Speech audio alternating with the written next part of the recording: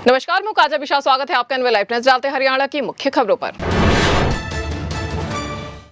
गुरुग्राम नगर निगम की ओर से property tax को लेकर लिया गया है बड़ा फैसला। बताया जा रहा है कि शहर में नगर परिषद सोहाना, पटौदी, जाटौली, बंडी तथा नगर पालिका फरुखा नगर क्षेत्र के सभी प्रॉपर्टी मालिकों को वित्त वर्ष 2025-26 के प्रॉपर्टी टैक्स पर 10% की दी जाएगी छूट। साथ ही टैक्स पर उन लोगों को ही दी जाएगी छूट जो इसी साल 31 जुलाई तक पूरा प्रॉपर्टी टैक्स का कर देंगे भुगतान।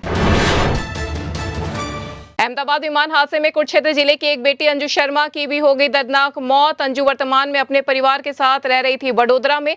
वह अपनी बड़ी बेटी निम्मी शर्मा से मिलने के लिए जा रही थी लंदन। हादसे के बाद उनके पैतृक गांव रामशरण माजरा में छा गया मातम। गांव में पसरा हुआ सन्नाटा और गहरे सदमे में है पूरा परिवार। उनकी छोटी बेटी के डीएनए के आधार पर की गई अंजू शर्मा की पहचान। यह हादसा पूरे गाँव के लिए बन गया एक ऐसा गहरा जख्म जिसे भरने में लगेगा वक्त।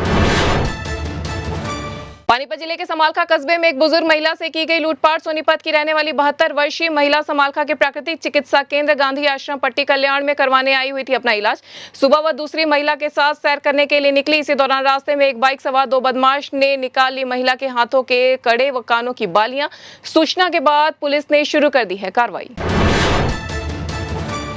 नूंह में एक तेज रफ्तार पिकअप ड्राइवर ने 2 साल की मासूम बच्ची को कुचल दिया जिससे वह गंभीर रूप से हो गई घायल बच्ची को जब परिवार के लोग लेकर पहुंचे अस्पताल तो डॉक्टर ने उसे मृत कर दिया घोषित।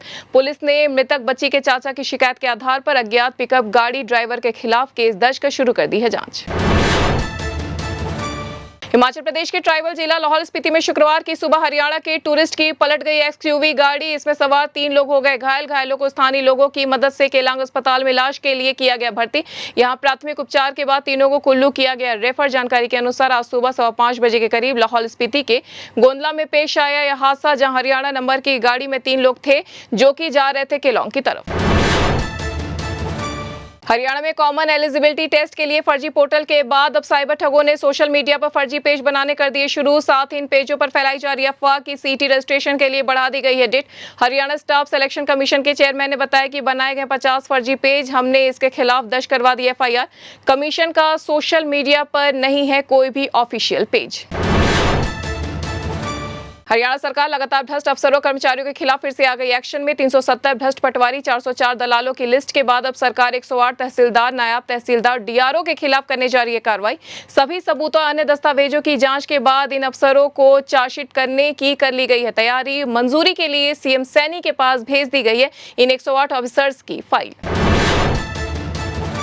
हरियाणा में 54 साल से कार्य कर रहा हाउसिंग बोर्ड के हरियाणा शहरी विकास प्राधिकरण में मर्जिंग के सामने आ गई है 2 अड़चने।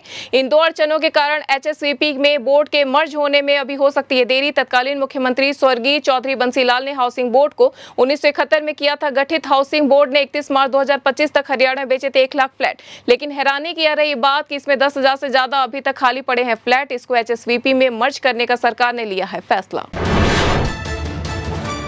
भीषण गर्मी के बीच गुरुग्राम की आबोहवा हो गई है खराब। केंद्रीय प्रदूषण नियंत्रण बोर्ड द्वारा जारी बुलेटिन में देश का सबसे प्रदूषित शहर रहा गुरुग्राम। यहां वायु गुणवत्ता सूचकांक 246 किया गया दर्ज। शहर की हवा में प्रदूषण के महीन कण का खतरनाक रूप से बढ़ गया स्तर। वाहनों का धुआं, धूल भरी हवा चलन, जगह जगह कचरा डंपिंग, निर्माण साइटों पर प्रदूषण रोकने के उपायों की कमी माना जा रहा है गुरुग्राम में प्रदूषण बढ़ने की बड़ी वजह। मौसम विभाग ने हरियाणा में लू की जारी की चेतावनी जिसके तहत 9 जिलों में है रेड अलर्ट। वहीं राज्य में 48 डिग्री सेल्सियस तक पहुंच सकता है तापमान जिससे लोगों को गर्मी का करना पड़ेगा सामना। शुक्रवार को हरियाणा का सबसे गर्म जिला रहा सिरसा जहां 47.4 डिग्री सेल्सियस पहुंच गया अधिकतम तापमान। प्रदेश की करें बात तो फिलहाल सामान्य से 3.5 डिग्री सेल्सियस ज्यादा बना हुआ है तापमान। तो ये थी हरियाणा की अब तक की मुख्य खबरें। ऐसी तमाम खबरों से जुड़े रहने के लिए देखते रहिए एनवन लाइव।